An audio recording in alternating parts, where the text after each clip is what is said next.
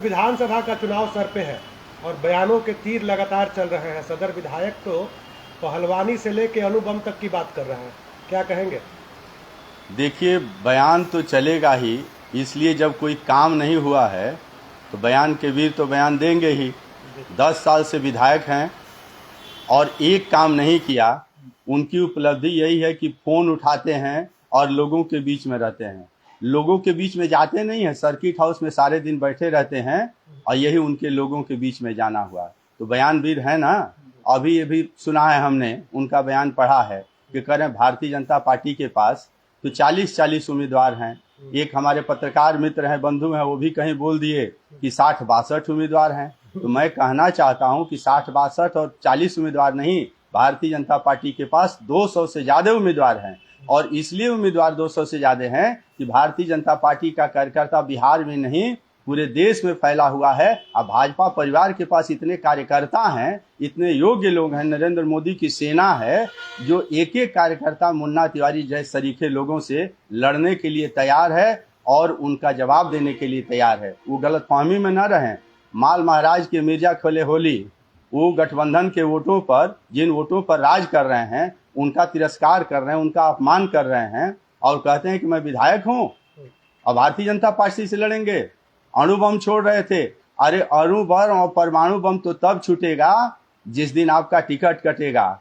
मल्लिकार्जुन खड़गे आते हैं, राष्ट्रीय अध्यक्ष उनके आते हैं, 2 विधायक कांग्रेस के यहाँ पर हैं, गठबंधन के लोग हैं। आज यही स्थिति हो गई कि और दल सागर के मैदान में 200 लोग नहीं थे। हमारे यहाँ भारतीय जनता पार्टी के पास तो 200 कार्यकर्ता, वो कार्यकर्ता चले गए हो तो मल्लिकार्जुन खड़गे खुश हो गए होते कि कम से कम 200 कार्यकर्ता तो आ गए। कांग्रेस के पास नाम लेने वाला नहीं है। लेकिन वो तो कह रहे हैं कि 40 जो कैंडिडेट हैं, संभावित कैंडिडेट जो हैं बीजेपी के, वो सभी लोग दिन में ही उनका मदद करेंगे। अणु बम गिरेगा तो नहीं, अणु बम गिरेगा तब ना। अभी परमाणु बम, उसके पहले ही मल्लिकार्जुन खड़गे जी जिला अध्यक्ष मनोज पांडे पर कांग्रेस के जो जिला अध्यक्ष उनको गिरा चुके हैं। और एक अणु बम, 2 और अणु बम गिरेगा जब इन दोनों लोगों का, विधायकों का टिकट कटेगा, तीसरा आएगा तब। तो ये जो लोग भी कॉन्ट्रैक्ट पर हैं उनके साथ ना, वो लोग अभी फड़फड़ा रहे हैं। बुझने वाले दिया बहुत फड़फड़ाती है, तो ये विधायक जी फड़फड़ा रहे हैं। तो कह रहे हैं कि शाहाबाद में एनडीए के पास कोई पहलवान ही नहीं है और महागठबंधन का एक पहलवान बोल रहा है। शाहाबाद का चुनाव नहीं होता है, चुनाव बिहार विधानसभा का होता है और लोकसभा का दिल्ली के लिए होता है। बिहार विधानसभा में भारतीय जनता पार्टी और एनडीए गठबंधन का मजबूत आधार है और एनडीए ने सरकार बनाया है। शाहाबाद में सरकार थोड़ी बनती है। विधायक जी को थोड़ा सा जानकारी अपनी दुरुस्त कर लेनी चाहिए। बिहार विधानसभा पटना में है और उसका चुनाव होता है और दिल्ली के लोकसभा का चुनाव होता है। तो उनका तो ये कहना है कि जैसे हर बार प्रत्याशियों की संख्या इतनी रहती है कि भाजपा अंतर कलह से हार जाती है और इस बार भी यही होगा। तो आपको नहीं लगता है कि इसको पाटने की जरूरत है और इतने जो प्रत्याशी घूम रहे हैं, कोई एक चेहरा होना चाहिए? भाई, जहां तक बात रही कि हार और जीत की, तो अभी उपचुनाव हुआ है बिहार में। उस उपचुनाव में सारा का सारा एनडीए गठबंधन ने जीता है। जहां आप अभी बात कर रहे थे कि शाहाबाद में आपकी सुपड़ा साफ हो गया है, आप लोग नहीं हैं, लेकिन अभी उपचुनाव 6 महीने पहले हुआ है। रामगढ़ में भाजपा जीती है, तरारी में भाजपा जीती है, वहां बेला में जो चुनाव हुआ था वहां भाजपा और एनडीए के लोग जीते हैं। तो एनडीए और भाजपा लगातार 6 महीने लिटमस टेस्ट हुआ, उसमें भाजपा जीती है, एनडीए के लोग जीते हैं। लेकिन इसलिए विधायक जी तो कह रहे हैं कि आयात करके, जैसे मिथिलेश तिवारी को लोकसभा में आयात करके लाया गया, उसी तरीके से फिर से आयात करके लाया जाएगा। और जितने घूम रहे हैं हमारे भाई बंधु कैंडिडेट बीजेपी के, सभी लोग रात में क्या दिन में ही मदद करेंगे, क्योंकि इसका उदाहरण 15 के चुनाव में भी था और 20 के चुनाव में भी इनको मिला है। देखिए, जिसको आयात करते हैं, विधायक जी को थोड़ा सा ज्ञान की कमी है। भारतीय जनता पार्टी राष्ट्रीय पार्टी है। विधायक जी भी 4 बार डुमरांव से हारे हैं और तब आयात करके भगोड़ा बन करके यहाँ बक्सर विधानसभा में आए हैं। तो विधायक जी भगोड़े हैं, उनको इस सब की जानकारी नहीं है। बैकुंठपुर से विधानसभा का चुनाव मिथिलेश तिवारी लड़ चुके हैं। वो भारतीय जनता पार्टी के कार्यकर्ता हैं और कोई भी पार्टी का कार्यकर्ता देश के किसी भी कोने में, प्रदेश के किसी भी कोने में चुनाव लड़ सकता। हम क्षेत्रीय दल नहीं है कि हमारे पास वर्कर नहीं है। हम हर कार्यकर्ता का स्वागत करते हैं, लेकिन वहां जाने की जरूरत ही नहीं है। सब कार्यकर्ता सोचे हैं हमारे गांव का कैंडिडेट हो, हमारे जिले का कैंडिडेट हो, हमारे विधानसभा का कैंडिडेट हो। तो भारतीय जनता पार्टी कार्यकर्ता अगर सोचता है कि हमारे जिले का और ग्रामीण कैंडिडेट हो हमारे आसपास कोई तो अच्छी बात है, लेकिन भारतीय जनता पार्टी का केंद्रीय नेतृत्व, प्रदेश का नेतृत्व अगर तय करता है, जिसका नाम उसके पास हमारे जितने जो वो 40 और 60 की बात कर रहे हैं, वो कार्यकर्ता चट्टान के तरह एक है, चट्टानी एकजुटता से, और जो भी कैंडिडेट आएगा उसको भारतीय जनता पार्टी कार्यकर्ता नीतीश जी और नरेंद्र मोदी जी के नेतृत्व में जिताने का काम करेगा। क्या माना जाए कि प्रदीप दुबे पहलवान रहेंगे इधर से एनडीए की तरफ से? देखिए, पहलवान तय करना भारतीय जनता पार्टी के प्रदेश नेतृत्व और केंद्रीय नेतृत्व का काम किया है, करना है केंद्रीय नेतृत्व, प्रदेश नेतृत्व को। भारतीय जनता पार्टी ने एक बार हमको लड़ने का अवसर दिया था, उस समय नीतीश बाबू दुर्भाग्य से हम लोगों के साथ नहीं थे। जब लालू जी के बारे में वो समझ गए और जान गए कि लालू जी विकास नहीं विनाश पुरुष हैं, भ्रष्टाचार के जनक हैं, वो पशुओं का चारा खाने का काम करते हैं, बिहार में जंगल राज बना लाने वाले हैं, ऐसे लोगों के साथ हमारा रहना संभव नहीं है। और आज भारतीय जनता पार्टी के पास हैं, और जिस मंच पर भी जाते हैं नीतीश जी बार बार, एक बार नहीं आप लोग भी सुनते हैं, सैकड़ों बार कह चुके हैं कि अब मैं कहीं नहीं जाने वाला हूं, भारतीय जनता पार्टी के साथ ही रहूंगा, और हमारी अंतिम अंत जब तक मैं राजनीति करूंगा बीजेपी के साथ गठबंधन में रहूंगा। लेकिन विधायक तो ये दावा करते हैं कि बीजेपी बक्सर से कभी जीत ही नहीं पाएगी। देखिए, इस देश में बड़े बड़े लोग चुनाव हारे हैं, जिस पार्टी के वो खुद अपने आप को नेता कहते हैं, नेता तो है नहीं, क्योंकि उनको कांग्रेस पर भी विश्वास नहीं है। जब बातचीत होती है तो बोलते हैं कि मैं अपने निजी वोट पर जीता हूँ। न आरजेडी के वोट पर जीते हैं, न कांग्रेस के वोट पर जीते हैं, वो जीते हैं अपने निजी वोट से। लेकिन दुर्भाग्य से निजी वोट का वो खामियाजा भुगत चुके हैं, डुमरांव में 4 बार चुनाव हार चुके हैं। इसलिए उनको इधर उधर जाने की बात नहीं है, करना है। उनकी नेता जो इंदिरा गांधी हुआ करती थी, राजनारायण जी उनको हराया करते थे, और सौभाग्य से या दुर्भाग्य से कहिए देश के बड़े बड़े नेता इस चुनाव में हारे हैं। और लोकतंत्र कैसा, लोकतंत्र की खूबसूरती तो यही है कि चुनाव में हार और जीत दोनों लगा रहता है, दोनों के लिए इंसान को तैयार रहना चाहिए। और वो कार्यकर्ता कैसा जो हारने के लिए तैयार न रहे, हार और जीत तो लगी रहती है, जीवन का ये खेल है। लेकिन जैसे आप बार बार जंगल राज की दुहाई आप लोग देते हैं, तो उनका ये कहना है कि जंगल राज तो अब दिख रहा है, जैसे पटना जैसे शहर में दिन दहाड़े मर्डर हो जाना, तो इसको आप क्या कहेंगे? 17 दिन में 60 मर्डर हुए। देखिए, 17 दिन की बात नहीं है, ये दुर्भाग्यपूर्ण घटनाएं हैं, इसको कोई सराहना नहीं कर सकता है।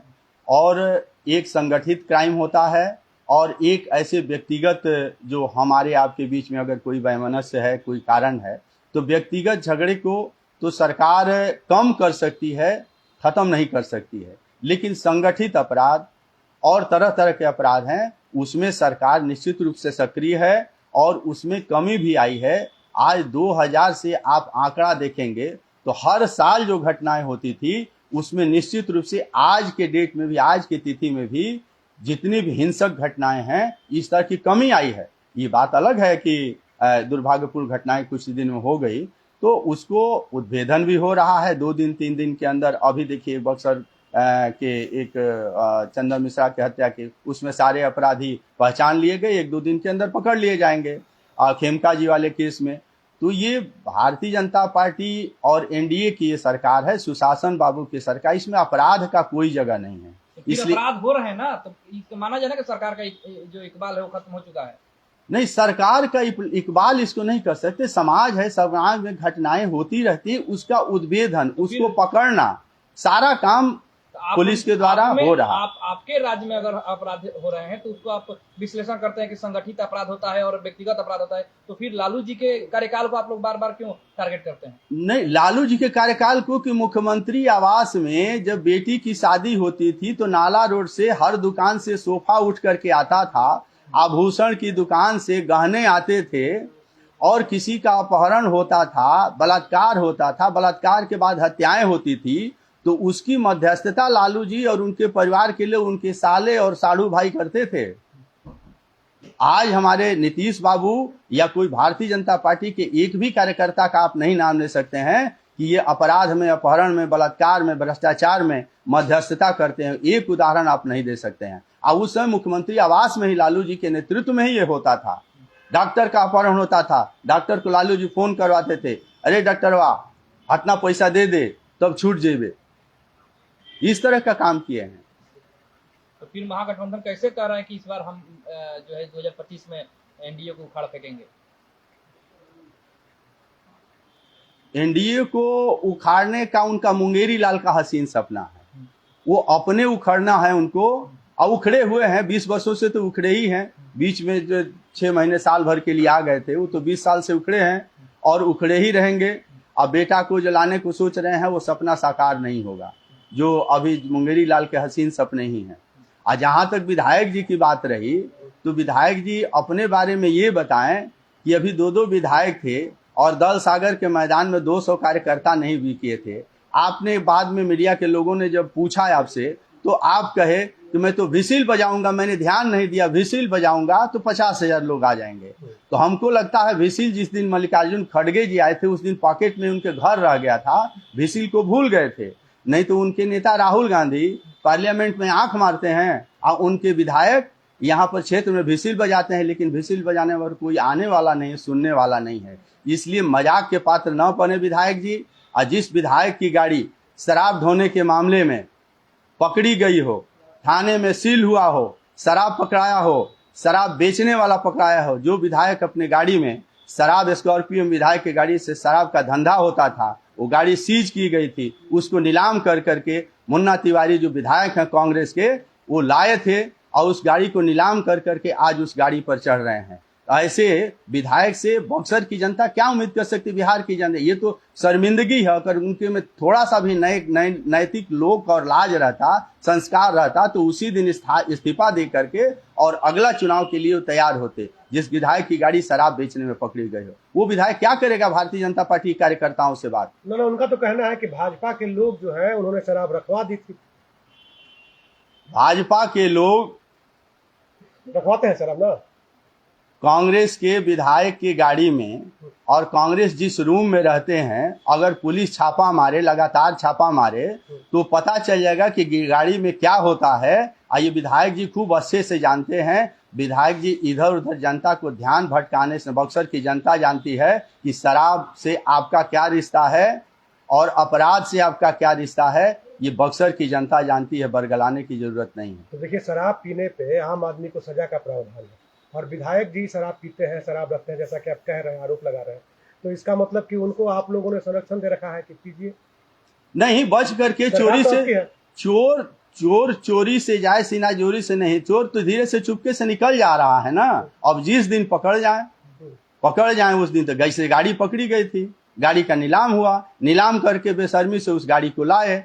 अब जिस दिन पकड़े जाएंगे जेल जाएंगे, जेल से फिर जमानत लेकर के आएंगे। अच्छा, शराब पीने में पकड़े जा सकते हैं अब एकदम निकट, बस कुछ ही दिन के अंदर, चुनाव से पहले या तो उस केस में जाएंगे, और नहीं तो मल्लिकार्जुन खड़गे जी तो मनोज पांडे जी को कर चुके, अब इन्हीं का नंबर है। अच्छा, मैंने अणुबम इन्हीं पे गिर जाएगा। अणुबम निश्चित रूप से गिरना है, इसीलिए इतने बौखलाहट में है। इसीलिए क्या विधायक जी बोल रहे हैं कि बिहार में अपराध बढ़ रहा है और पुलिस शराब के पीछे पड़ी हुई है? नहीं, अपराध पर तो बोलने का, खुद वो अपराधीकृत करते रहते हैं, शराब बेचवाना, तरह तरह का गुंडागर्दी, कई केस भी है, वो एफिडेविट में भी लिखे होंगे, आप लोगों को पता होगा, मैंने तो नहीं देखा है, लेकिन उनका इतिहास इस तरीके का रहा है, तो इसलिए अपराध पर बोलने का उनका कोई नैतिक हक नहीं है। अच्छा, उन्होंने कहा कि मिथिलेश तिवारी चुनाव हारने के बाद ठेकेदारी में लग गए।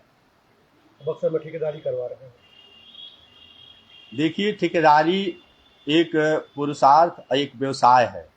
ठेकेदारी कोई भी इंसान करता है, उसको स्वस्थ मानसिकता से और स्वस्थ तरीके से करता है।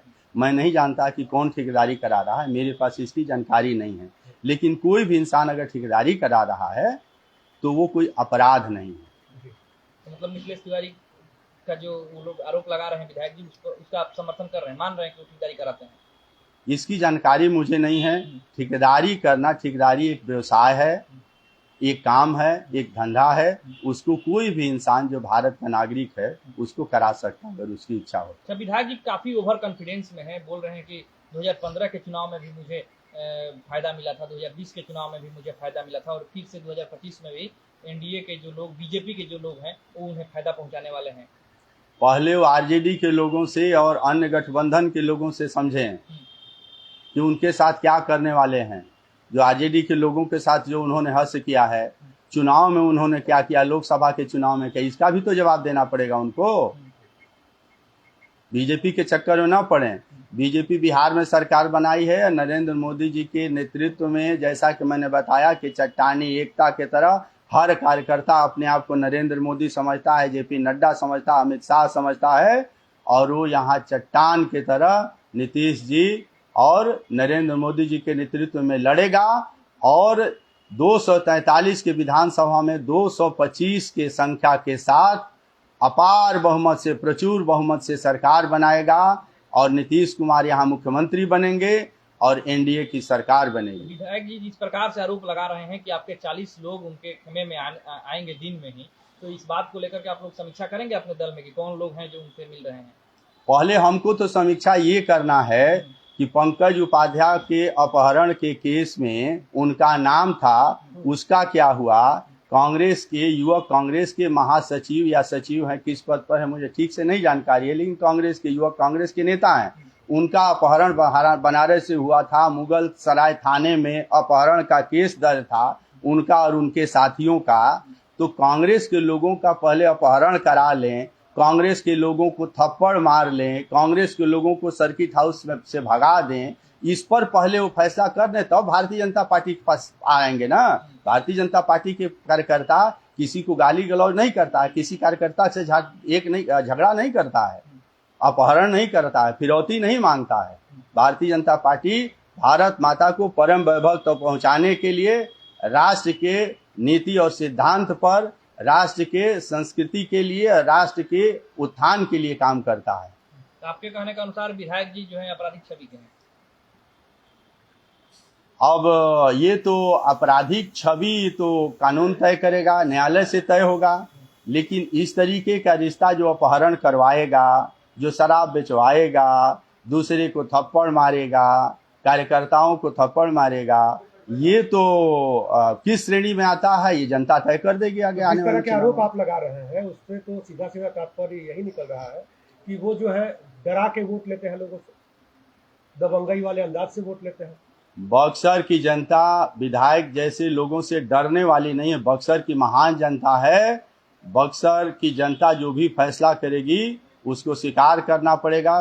विधायक हो, सांसद हो या कोई हो, कोई राजनेता बक्सर के और कोई अपराधी बक्सर की जनता को हड़का और धमका नहीं सकता है।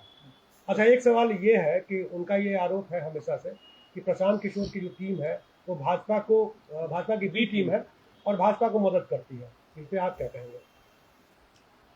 प्रशांत किशोर जी किसके बी टीम है ये तो मैं नहीं बता सकता, लेकिन प्रशांत किशोर जी अभी अपनी जगह बना रहे हैं और घूम घूम करके, और जिस तरीके से उन्होंने काम किया है उसमें आगे आने वाले समय में बहुत निराशा हाथ लगेगी और वोट कटवा की भूमिका में रह सकते हैं। अब किसका काटेंगे किसका जोड़ेंगे ये तो वक्त बताएगा, लेकिन प्रशांत किशोर जी की राजनीतिक क्षेत्र में कोई भूमिका रहने वाली नहीं है। अच्छा, वो अपने प्रत्याशियों से 21 हजार का रसीद कटवाए हैं, ऐसा सुनने में आ रहा है। इसकी जानकारी मुझे नहीं।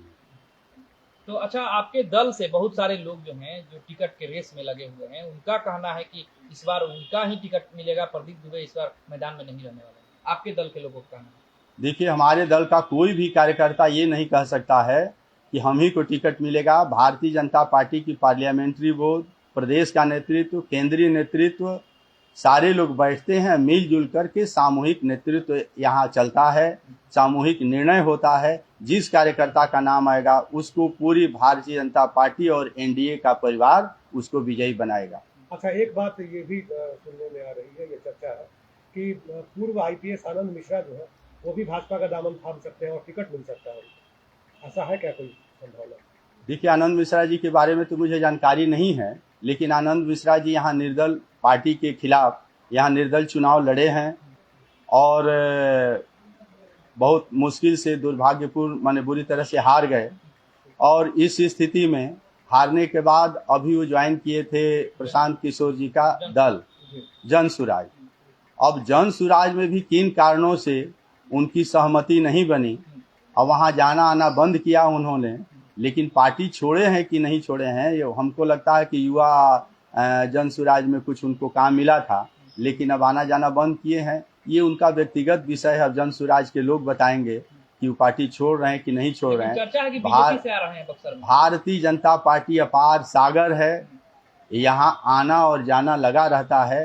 अब कौन आता है, कौन जा रहा है, इसका हिसाब तो हमारे प्रदेश अध्यक्ष जी हैं, केंद्रीय नेतृत्व है, प्रदेश का नेतृत्व है, वो तय करेगा। आपने कहा कि केंद्रीय नेतृत्व जो निर्णय लेता है उसके साथ सभी कार्यकर्ता लगे रहते हैं, तो यदि आपका केंद्रीय नेतृत्व ले लेता है निर्णय और आनंद मिश्रा को बक्सर सदर से टिकट दे देता है, तो क्या आप लोग उनके झंडा ढोएंगे?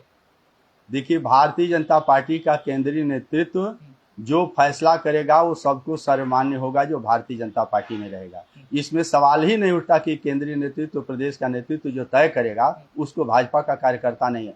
अब लंबे समय से मानते आ रहा है और जब तक पार्टी रहेगी तब तक मानते रहेगा भाजपा का फैसला। होंगे आपके लिए ये समय बताएगा कि कौन आ रहा है, कौन जा रहा है और कौन लड़ेगा। ये तो केंद्रीय नेतृत्व, मैंने बताया कि प्रदेश का नेतृत्व और केंद्रीय नेतृत्व तय करेगा। अच्छा, आप इस बार क्या मूड में हैं? मतलब टिकट उकट के रेस में आप भी हैं? भारतीय जनता पार्टी के एक छोटे से कार्यकर्ता हैं और भारतीय जनता पार्टी ने इस छोटे कार्यकर्ता पर, सामान्य कार्यकर्ताओं पर विश्वास करके 2015 में चुनाव लड़ाया था और 56,000 से अधिक वोट मैं पाया था। मैं एक कार्यकर्ता के रूप में पार्टी से निवेदन जरूर कर सकता हूं, लेकिन भारतीय जनता पार्टी का निर्णय ही अंतिम निर्णय होगा। अच्छा, बक्सर में जो सदर विधायक हैं हमारे, उनके कार्यकाल को, जो 10 साल का कार्यकाल है, उसे आप कैसे देखते हैं? क्या लगता है कि बक्सर में क्या कुछ विकास के कार्य हुए, क्या अधूरे हैं? देखिए, मैंने कहा कि जिस विधायक की गाड़ी से शराब ढोया जाता हो, जिस विधायक के अपने पार्टी के कार्यकर्ता का अपहरण में नाम हो, जिस विधायक का तरह तरह के लोग कहता है कि हम जनता से मिलते हैं सर्किट हाउस में ही, जनता के बीच में नहीं जाता, वो क्षेत्र की विकास क्या करेगा? उससे, उस विधायक से क्षेत्र के विकास का उम्मीद करना ही बक्सर की जनता के साथ बेईमानी होगा। मतलब शराब तस्करी में ही लगे हुए हैं केवल, और बहुत काम है, और बहुत काम है, तरह तरह का वो लगे हुए। तो कह होंगे। रहे हैं कि हम अगर काम नहीं किए रहते तो फिर 2 बार से विधायक कैसे बनते? एक काम विधायक जी, एक काम पूरे बक्सर में, नली गली जो विधायक का फंड होता है उसमें भी मजबूरी है उनको देना। उसके अलावा एक सार्वजनिक विकास का कोई काम बता दें कि बक्सर की जनता इस पर गौरवान्वित हो सकती है, एक भी काम उनके पास नहीं है और उनके स्वभाव और संस्कार में ही नहीं है, उनके पार्टी में भी नहीं है। विकास का काम करना है, खाली फूट डालो, राज करो, हिंदू मुस्लिम को बांटो, अगड़े पिछड़े को बांटो, ये काम करके कांग्रेस ने आज तक राज किया है। तो कांग्रेस के लोग विकास के बारे में क्या सोच सकते हैं? फिर जीत कैसे रहे? और धोखा दे करके, जनता को बरगला करके। मानते हैं कि जनता मूर्ख है? नहीं, मूर्ख है, बरगला करके। जनता तो बहुत महान है, सीधी साधी जनता है, उसको बरगला सकते हैं आप, चीट कर सकते हैं, धोखा दे सकते हैं। जनता को जो मूर्ख समझेगा वो तो खुद मूर्ख बन जाएगा और सड़क पर आ जाएगा। वही तो हाल हुआ कांग्रेस का, आरजेडी का, सड़क पे घूम रहे हैं पिछले 20 वर्षों से। इस बार विधायक जी को धोखा मिलेगा? विधायक जी को धोखा मिलना सुनिश्चित है, इसीलिए विधायक जी, दीपक को जब बुझना होता है, दिया को बुझना होता है तो दिया फड़फड़ाने लगती है। इसीलिए मैंने कहा, माल महाराज के मिर्जा खोले होली, दूसरे के वोट पर राज कर रहे हैं, इसलिए इतनी बोली निकल रही है। इस बार उनको बक्सर की जनता बता देगी कि बक्सर में क्या होने वाला है। आपने कहा कि विधायक जी 10 सालों में काम नहीं किए हैं नली गली छोड़ करके, तो आपके पास क्या विजन है बक्सर के विकास को लेकर के? भारतीय जनता आपको दे वोट? मैं इंडिविजुअल नहीं हूं, भारतीय जनता पार्टी का एक कार्यकर्ता हूं और भारतीय जनता पार्टी और एनडीए ने, नीतीश बाबू जी और मोदी जी ने इस बिहार में विकास करके, इस विकास अमन चैन में नौजवानों को रोजगार करके, 125 यूनिट बिजली फ्री दे करके, फ्री राशन दे करके, गैस का चूल्हा दे करके, 5 लाख का जो स्वास्थ्य बीमा दे करके, तमाम अगर योजनाएं गिनाए जाए, बहनों को, अभी जो विकलांग भाइयों को हमारे जो हैं, और वृद्धा पेंशन 400 से था उसको 1100 कर करके, अनगिनत काम अगर हम गिनाने लगेंगे, आपको आंकड़ा लेकर के उस बैठेंगे तो सुबह से शाम हो जाएगा। ये एनडीए और भारतीय जनता पार्टी की सरकार है, ये सरकार करती है। बक्सर की बात करें तो बक्सर के लिए क्या? हाँ, बक्सर में भी जो जनधन का खाता जो खोला है उसका बैंक से काम हो रहा है, उसको बक्सर के लोगों को भी पेंशन मिल रहा है, बक्सर के लोगों को भी स्वास्थ्य बीमा की सुविधा मिल रही है। देश में चल रहा है ना? हाँ, तो देश में ही बक्सर भी है, बक्सर से चुनाव लड़ना है ना, देश में ही बक्सर है। और बक्सर का व्यक्तिगत कोई विकास सरकार करती है। यही तो मैं विधायक जी को पिछले चुनाव में बताया था, विधायक जी को इस चीज का ज्ञान नहीं है। विधायक जी हैं और जो रोड पर जितनी भी सड़क दिख रही है, किला का मैदान दिख रहा है, कलेक्ट्रेट दिख रहा है, बताने लगे कि ये मेरा कराया हुआ। तो बक्सर जी जिधर आंख खोलते हैं ना वो सब विधायक जी का कराया हुआ है। लेकिन हकीकत एक विधायक जो जानकारी ने कि एक विधायक विकास के मामले में क्या कर सकता है, वो सदन में आवाज उठा सकता है, सरकार पॉलिसी तय करती है और सरकार जो निर्णय लेती है वो कैबिनेट पास होकर के काम करता है। विधायक कैबिनेट पास कर देगा क्या? वो तो सरकार करती है ना। तो जब विधायक कुछ नहीं करेगा तो फिर आप लोग विधायक बनने के क्या, आप लोग तो सरकार में रहते ही हैं। हम सरकार के एक अंग तो है। यहाँ रहने दीजिए उनको। रहने दीजिए तो फिर तो वही होगा, जो अपराध बढ़ेगा, अपहरण बढ़ेगा, भ्रष्टाचार बढ़ेगा। इसलिए बिहार में जो बहुमत बनाना है और 225 बहुमत कैसे आएगी? ऐसे अगर नकारा और निकम्मा आदमी अगर बक्सर में रह जाएंगे तो बिहार का विकास कैसे होगा? आप तो नकारा और निकम्मा कहते हैं, लेकिन अभी अपनी स्थिति देखिए आप। आपकी पार्टी पूरे शाहबाद में कहीं नहीं है, सांसद आपके नहीं है। यहाँ एम्स जैसे हॉस्पिटल बनाने की बात हो रही थी, वो नहीं बना। स्वास्थ्य सेवाएं बदहाल है। तो क्या आप लोगों का कोई दायित्व नहीं था जब आपके सांसद यहाँ थे?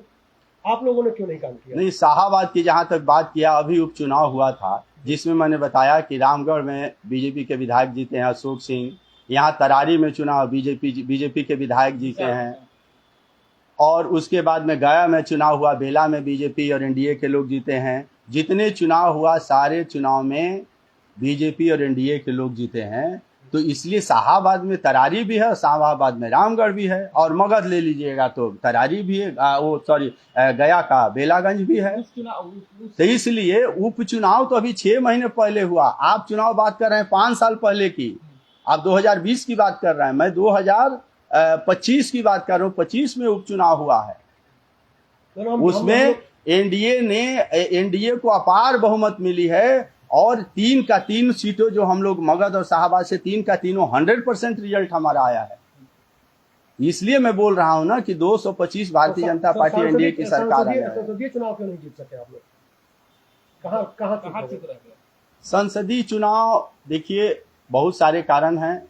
उस चुनाव के बारे में आपको बहुत ही मंथन हुआ है, और निश्चित रूप से हमारे केंद्रीय और प्रदेश नेतृत्व ने बताया है, और जो भी जहां कमी रही होगी उसको हम लोगों ने दुरुस्त किया है, और इसी का परिणाम है कि अब 225 की संख्या में हम लोग जीतने वाले। क्या कैंडिडेट का फैक्टर ही उसमें हार का सामना करना पड़ा क्या? कि बाहरी देखिए, हार और जीत का कोई एक कारण नहीं, जीतता कोई एक कारण से नहीं, हारता कोई एक कारण, उसमें बहुत सारे फैक्टर हैं। उसका मूल्यांकन हुआ है और मूल्यांकन हो रहा है। पार्टी समय पर आपको उचित फोरम पर बता देगी। पूर्व सांसद के साथ भी कुछ खटपट है क्या आप लोगों के बीच में पार्टी में? पूर्व सांसद जो यहाँ से बक्सर क्योंकि अलग खेमा बना के दिखाई दे रहे हैं। भारतीय जनता पार्टी के वरिष्ठ नेता हैं, और वो अच्छे काम किया है उन्होंने यहाँ पर, और अच्छे काम की हम लोग उम्मीद करते हैं। हम लोग के नेता हैं, भारतीय जनता पार्टी के एक कुशल नेतृत्व उन्होंने किया है। उनकी 6 बार करीब विधायक रहे हैं, 2 बार सांसद रहे हैं। उन प्रदेश के सीनियर वरिष्ठ नेता हैं। उनकी बहू सुरभि चौबे को भी लेकर के चर्चा है कि बक्सर में उनको टिकट मिलने वाला है। इसकी जानकारी मुझे नहीं। तो लगे हुए हैं, काफी प्रयास कर रहे हैं दादा। इसकी जानकारी नहीं है हमें, कौन क्या कर रहा है। तो अभी टिकट के रेस में प्रदीप दुबे सबसे आगे हैं, माना जाए। प्रदीप दुबे भारतीय जनता पार्टी के कार्यकर्ता हैं, और कार्यकर्ता होने के नाते 2015 में भारतीय जनता पार्टी ने, एनडीए ने उनको लड़ाया था, और उस हिसाब से प्रदीप दुबे अपनी इच्छा व्यक्त जरूर कर सकते हैं, लेकिन अंतिम निर्णय प्रदेश नेतृत्व और केंद्रीय नेतृत्व का ही होगा। भाजपा जिसको चुनाव लड़ाएगी, एनडीए जिसको चुनाव लड़ाएगी, उसका प्रदीप दुबे चुनाव प्रचार करेंगे। आप ही के दल के कई सारे ऐसे संभावित जो भावी प्रत्याशी हैं जो घूम रहे हैं, आपके दल के नेता जो कह रहे हैं कि हमको सदर से सीट टिकट मिलने वाला है, उनका कहना है कि प्रदीप दुबे जी को एक बार मौका पार्टी ने दे दिया है, उस मौके को चूक गए हैं, तो इस बार अब उनको नहीं मिलने वाला है, इस बार हमको मिलेगा। भारतीय जनता पार्टी के हर कार्यकर्ता का स्वागत है, और जैसा कि मैंने बताया, नहीं कांग्रेस के पास कार्यकर्ताओं का अभाव होगा, भारतीय जनता पार्टी के पास 200-500 कार्यकर्ता हैं। ये हमारे लिए गर्व और खुशी की बात है कि हमारे पास इतने कार्यकर्ता हैं, हमारे बीच में इतनी रेस है, इतनी दौड़ है, इतनी प्रतिस्पर्धा है कि हम लोग फर्स्ट आने के लिए इतने कार्यकर्ता। जिस पार्टी में कोई कार्यकर्ता ही नहीं हो, वो पार्टी क्या दावा करेगी? हमारे यहाँ इतने कार्यकर्ता, हमारा इतना परिवार बड़ा है, तब तो हम दावा कर रहे हैं। क्या सलाह देंगे विधायक जी को? विधायक जी को क्या सलाह देंगे? विधायक जी को ईश्वर सद्बुद्धि दें, और ये जो काम धंधा ये जो चल रहा है इसको बंद करें, अच्छे काम में लगें और कांग्रेस की चिंता करें। भारतीय जनता पार्टी और एनडीए की चिंता करने का कोई आवश्यकता नहीं। किस तरह के काम धंधे की बात करते हैं सर, थोड़ा सा मतलब प्रकाश करें। प्रदेश के और देश के विकास में और कांग्रेस के उत्थान की राजनीति करें। कांग्रेस का विकास कैसे होगा, कांग्रेस के कार्यकर्ताओं का उत्पीड़न बंद करें, अपनी पार्टी की चिंता करें। अभी अपने पार्टी अपना घर जल रहा है, आप पड़ोसी के घर में देख रहे हैं। सर्किट हाउस इस बार खाली हो जाएगा 2025 में? मैंने तो 2020 के चुनाव में ही कहा था कि 1 नंबर कमरा किस हैसियत से बुक रहता है। कोई गवर्नर नहीं है मुन्ना तिवारी या संजय तिवारी। उस कमरे का ऑडिट होना चाहिए कि कितना दिन वो रहे हैं, उसका पेमेंट हुआ है कि नहीं, और उस कमरे की इंक्वायरी होनी चाहिए, गोपनीय इंक्वायरी होनी चाहिए उस कमरे में क्या होता है। लेकिन अब पता नहीं अब आजकल क्या हो रहा है, मुझे जानकारी नहीं है। उस कमरे में क्या होता है, विधायक जी रहते हैं और क्या करते हैं, इसकी एक जांच होनी चाहिए। आपको क्या लगता है, क्या लगता है क्या कर सकते हैं विधायक जी? कुछ तो लगता है, अब इसकी जांच होगी तभी पता चलेगा। अनैतिक करते हैं क्या वहाँ? अब ये तो समय बताएगा, जांच होगी। तो दल आपकी सरकार है तो जांच क्यों नहीं करा देते हैं? हाँ, कराएंगे सब होगा जांच, वही तो मैं बोला। तो नए सरकार में करेंगे, कभी कराएंगे? बताएंगे तो आप, जब जांच होगी तो आपको बता देंगे। जैसे अभी आपने कहा कि मतलब समय कम है उनके पास, जल्दी जेल ढलने वाले हैं, तो किस संदर्भ में कहा आपने? अब तरह तरह की बातें हैं। अब जब पहले ये सब कुछ गोपनीय मामला होता है, बहुत चीज कहना ठीक नहीं है ना। मतलब विधायक जी पर अब लगने वाला है आपका अगला बार? तो लगता है कि वो मतलब जेल जा सकते हैं आपके पास? अब इसकी सूचना तो वो देंगे ना, पुलिस वाले देते हैं और जुडिशियरी देती है। इसकी सूचना तो हम दे सकते, हम तो पुलिस अफसर हैं नहीं ना, हम जज हैं। आपने पहले आरोप लगाया कि शराब तस्करी में शामिल रहे हैं, तो हमने पूछा कि जब सरकार आपकी है, जानते आप हैं, तो उन पे कार्रवाई क्यों नहीं होती? हमने शराब ढोती हुई गाड़ी को, उनके नंबर को, उनके नाम का अखबार में पढ़ा था। कार्यकर्ताओं ने वहां फोन किया, सिमरी थाने में उनकी गाड़ी थी, स्कॉर्पियो थी। ये सारी बातों की मुझे जानकारी है। गाड़ी नीलाम हुई थी, नीलाम करके उन्होंने लिया था। इस आधार पर मैं बोल रहा हूँ। इसमें अगर सत्यता नहीं है तो जांच कर लिया जाए, मेरे पर वो FIR कर दें। अच्छा, विपक्ष का हमेशा से आरोप रहता है कि एनडीए के जो लोग हैं सरकारी एजेंसियों का दुरुपयोग करते हुए महागठबंधन और यूपीए के नेताओं के घर पर ईडी की छापेमारी कराते हैं, कभी पुलिस से पकड़वाते हैं, तरह तरह से उन्हें प्रताड़ित करते हैं। तो अभी आपने जो बयान दिया कि विधायक जी जल्द ही जेल जाने वाले, तो क्या माना जाए इसको लेकर? आप लोग ये बताइए कि पूरे देश में छापेमारी हो रही है, जो भी अपराध में, भ्रष्टाचार में इन्वॉल्व है, अभी 5 जगह छापामारी हो रही है। एक छांगुर, ये बाबा, इसको तो कहना ये अपराधी है, ये तो देशद्रोही है। छांगुर कौन? जलालुद्दीन के कमालुद्दीन है। ये इस्लाम धर्म के नाम पर हमारी बेटी बहनों को ठग करके, लालच दे करके हजारों बहनों को, हमारी माताओं को धर्मांतरण करा चुका है। ऐसे लोग हैं। इनके घर अगर छापामारी हो रही है, इनका घर अगर ढहाया जा रहा है, और किसी कांग्रेसी कार्यकर्ता या नेता जो भ्रष्टाचार में अकूत संपत्ति बनाया है, अगर ईडी का छापा पड़ रहा है, तो ये गलत है क्या? आप इसलिए बच जाएंगे कि आप कांग्रेस के हैं? इसलिए बच जाएंगे कि आप आरजेडी के हैं? एक भी जगह बताइए जहां ईडी और सीबीआई का छापा मारा हो, वहां कोई किसी के यहाँ से माल, किसी के यहाँ से जो भी जिस बात के लिए हुई है वो ना पकड़ा गया हो? एक जगह पूरे देश में बताइए। ईडी और सीबीआई जब तक होमवर्क कर करके अपना इन्वेस्टिगेशन करती है, महीने 2 महीने उसके बाद वहां छापा मारती है। ऐसे नहीं कि कोई आपने लिख करके दिया और जाके आपके घर में घुस करके छापा, ये प्रक्रिया नहीं है। अभी तक जहां भी छापेमारी हुई है बीजेपी के पास क्यों नहीं छापेमारी हुई अभी तक? यही तो विपक्ष सवाल कर रहा है। तो ये कांग्रेस के लोग हैं, जहां सरकार है वहां क्यों नहीं मरवा रहे हैं कांग्रेस के लोग? कांग्रेस की सरकार कर्नाटक में है, वहां मरवाना चाहिए। ममता दीदी का सरकार है बंगाल में, वहां मरवाना चाहिए।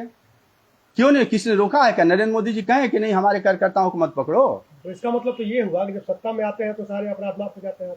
नहीं, मैं ये कह रहा हूं कि आप सत्ता में कर्नाटक में हैं और बंगाल में हैं, लेकिन आपको कोई मिल नहीं रहा है, क्योंकि आप खुद भ्रष्ट हैं। आप भ्रष्टाचारियों को संरक्षण देने वाले हैं, भ्रष्ट व्यक्ति हैं, तो आप कैसे छापा मरवाएंगे भाजपा के लोगों को? तो आपके संदर्भ में ये क्यों नहीं कहा जाए? क्योंकि आपके यहाँ भी तो नहीं, हम तो मरवा रहे हैं ना, हम तो मरा रहे हैं, पकड़ रहे हैं, रोज पकड़े जा रहे हैं। एक दिन नहीं, कोई ऐसा दिन नहीं होगा जो रेड डाल करके, और अपराधी चाहे पुलिस के अपराधी हों, चाहे जुडिशियरी से जुड़े हों, चाहे इंजीनियरिंग सेक्टर से जुड़े हों, चाहे राजनीतिक फील्ड से जुड़े हों, चाहे अपराधी हों, या किसी भी वर्ग में जहां जो पकड़ा जा रहा है उस पर कार्रवाई हो रही है। इसमें इसमें है बीजेपी, इसमें कोई भी भ्रष्टाचारी आकर के और बीजेपी का सदस्यता लेता है तो नहीं, वॉशिंग मशीन है। वॉशिंग मशीन इस सेंस में है कि देश भर में और प्रदेश में जितने अपराधी, चाहे वो व्यवसायी हो, चाहे किसान हो, चाहे नौजवान हो या अपराधी हो, कोई भी अगर किसी भी क्षेत्र का अगर अपराध में लगा हुआ हो, कोई किसान या कोई व्यवसायी कह करके बच सकता है क्या कि हम ये अपराध किए हैं, हम व्यवसायी हैं इसलिए छोड़ दीजिए। जो अपराध करेगा किसी वर्ग का हो वो पकड़ा जाएगा और उसको वॉशिंग मशीन में साफ किया जाएगा। जो लोकतंत्र की प्रक्रिया है उस मशीन में साफ करके तब उसको समाज में भेजा जाता है कि अब ये गलती मत करना। मतलब ये भारतीय बीजेपी की सदस्यता लेना ही वॉशिंग मशीन का काम है। सरकार भारतीय जनता पार्टी की एनडीए की सरकार, देश की जो सरकार है, भाजपा लीड कर रही है, देश की सरकार और प्रदेश की सरकार, ये सरकार का काम है। वॉशिंग मशीन में जितने अपराधी सरीखे गलत करने वाले लोग हैं उन लोगों को साफ करे और फिर समाज में छोड़े, एक स्वस्थ ऑक्सीजन के साथ, अच्छे ऑक्सीजन के साथ समाज में जाए। आप चुनाव आयोग पर भी सवालों का घेरा लगने लगा है कि भाई चुनाव आयोग जो है वो मोदी जी के इशारे पर अब काम कर रही है और मतदाताओं को उनके अधिकार से वंचित कर रही है। ये बताइए, देश में 12-15 बार मतदाता पुनर्निरीक्षण का काम हो चुका है। अगर इस बार हो रहा है तो ये क्यों हाय तौबा मचाए हुए हैं। और बांग्लादेश के लोगों को, म्यांमार के लोगों को या किसी और देश का लोग यहाँ आकर के मतदान करें, ये देश की जनता क्षमा करेगी क्या? दूसरी चीज कि अगर ये चुनाव आयोग काम कर रहा है तो चुनाव आयोग तो एक निष्पक्ष जो स्वतंत्र संस्था है, उस पर हस्तक्षेप राजनीतिक दल के, ये आरजेडी के लोग और कांग्रेस के लोग क्यों कर रहे हैं? क्या कांग्रेस के समय में इन्हें काम नहीं हुआ है? लेकिन दुर्भाग्य की बात है, उन्हीं रोहिंग्याओं को अपना वोट बैंक मानते हैं, उन्हीं अपराधियों को वोट बैंक मानते हैं। वो मान करके सोचते हैं कि 1%, 1.5%, 2%, 1% का आंकड़ा गिनवा रहे हैं। उन्हीं लोगों के बदौलत 3000 का कल तेजस्वी जी आंकड़ा बता रहे थे, उन्हीं लोगों के बदौलत ये सरकार बनाना चाहते हैं। तो सरकार ऐसे मंसूबा तेजस्वी जी की और राहुल गांधी की पूरी नहीं होने देगी। लेकिन विपक्ष आरोप लगा रहा है कि महाराष्ट्र चुनाव में गड़बड़ी किया गया चुनाव आयोग के सहारे, और वहां पर बीजेपी जो है जबरन सत्ता में आ गई और यहाँ भी बिहार में भी वो प्रयोग कर रही है। तो अदालत है ना, चले जाए हाई कोर्ट में, सुप्रीम कोर्ट में, वहां से अपना वाद दायर कर दे कि यहाँ बेईमानी हुआ है। वो तो जब हारते हैं तो कहते हैं ईवीएम खराब है। अब ईवीएम भूल करके अभी वोटर लिस्ट की बात करने लगे। जहां जहां हारते हैं तो खाली जब वो जीते थे बेंगलोर में, कर्नाटक में जीते थे, वहां उन्होंने ईवीएम का नाम नहीं लिया। बंगाल में जीते हैं तो ईवीएम का नाम नहीं लेंगे। जहां हार जाते हैं ईवीएम का नाम लेते थे। अब एक नया प्रोपेगेंडा शुरू किए हैं पुनर्निरीक्षण का। अरे भाई, पुनर्निरीक्षण मतदाता का कई बार हुआ है और किसी तिथि में तो होगा। विधानसभा से पहले होगा तो आप कहेंगे कि विधानसभा से पहले क्यों हो रहा है। लोकसभा से पहले होगा तो कहेंगे लोकसभा। यूपी के चुनाव में अभी 26 में यूपी का चुनाव होने और 27 में, तो आप कहेंगे 27 में वहां क्यों हो रहा है। फिर बंगाल का होने लगेगा, असम का होने लगेगा 26 में, वहां पुनर्निरीक्षण का काम होगा तो वहां आप क्यों रोक रहे हैं। और भाई, पुनर्निरीक्षण का काम चुनाव आयोग का काम है, स्वतंत्र संस्था है, उसको करने दीजिए। आप हस्तक्षेप मत कीजिए। आप भारत के लोगों पर विश्वास कीजिए, भारत के लोगों का वोट लेने पर विश्वास कीजिए। अच्छा, आखिरी सवाल ये है सर आपसे कि यहाँ बक्सर में अगर सदर विधानसभा से आपको एक बार फिर मौका मिलता है तो कौन से वो कार्य है कौन से वो कार्य है जो बक्सर में अभी तक विधायक जी के कार्यकाल में नहीं हो सके हैं, जो आप करना चाहेंगे? किन मुद्दों को आप लेके जाएंगे जनता के बीच? विधायक जी के कार्यकाल में तो कुछ हुआ ही नहीं।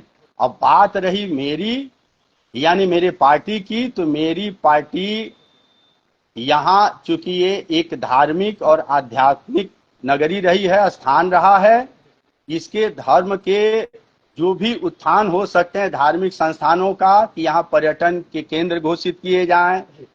जिस प्रकार से कहीं राम सर्किट बना, कहीं सीता सर्किट बना, कहीं बौद्ध सर्किट बना, उन सर्किटों से कैसे बक्सर को जोड़ा जाए, यहाँ की आध्यात्मिक, सांस्कृतिक और धार्मिक विकास कैसे हो, ताकि यहाँ पर लोग पर्यटकों का आना जाना हो सके, यहाँ के लोगों की आय बढ़े। यहाँ शिक्षण जो संस्थान, अभी इंजीनियरिंग कॉलेज चल रहे हैं, मेडिकल कॉलेज खुले, तरह तरह के, वो हमारी सरकार करती है। हम सरकार से मांग करेंगे कि इस तरीके का विकास बक्सर का हो। अच्छा, अभी जैसे एक स्थानीय मुद्दा है जो बहुत चर्चा में, बक्सर जिला मुख्यालय से डुमरांव तक जाने वाली जो सड़क है, बहुत बदहाल। तो क्योंकि सरकार आपकी है, पथ निर्माण मंत्री भी आते जाते रहते हैं बक्सर में, तो उसको लेके कभी आप लोगों ने कोई पहल नहीं की? नहीं, उसके लिए पहल हुई, वो सड़क बनी थी, अनुबंध उसमें होता है मेंटेनेंस का, अगर उसके अंडर में होगा, अभी अगर टाइम है तो उस पर कार्रवाई होगी, और उसके मेंटेनेंस की व्यवस्था अगर नहीं होगी तो जो भी ठेकेदार हैं और जो भी अधिकारी हैं उन लोगों पर निश्चित रूप से कार्रवाई पिछले होगी। 1 महीने से वही स्थिति बनी हुई है। आपके कई नेता इसी तरह का बयान दे चुके हैं जैसा आप दे रहे हैं। तो क्या लगता है कि बस आप लोग बयानवीर है, इच्छा शक्ति नहीं है कोई काम कराने की?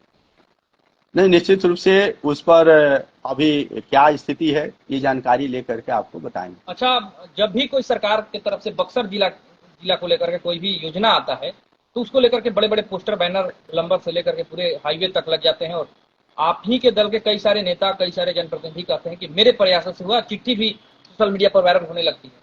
तो इस ऐसे में जो लोग हैं, जो आम जनता है, वो कंफ्यूज हो जाते हैं कि आखिर में ये कार्य जो है ये है किसका कराया हुआ। नहीं, जो भी पोस्टर और बैनर लगता है वो भारतीय जनता पार्टी के संभवतः या जदयू के कार्यकर्ता होंगे, तो वो तो उसी सेना के, उसी पार्टी के एक सैनिक है ना, तो उनको लगाने का नैतिक हक है कि हमने कराया।